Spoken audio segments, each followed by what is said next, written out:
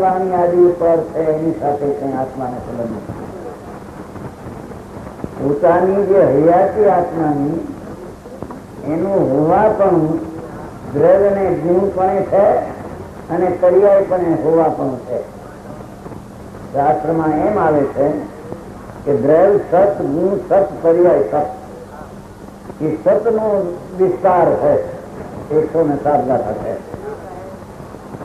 સર્વસ્વ પર પણ રહી આપણે આત્મામાં કરી છે.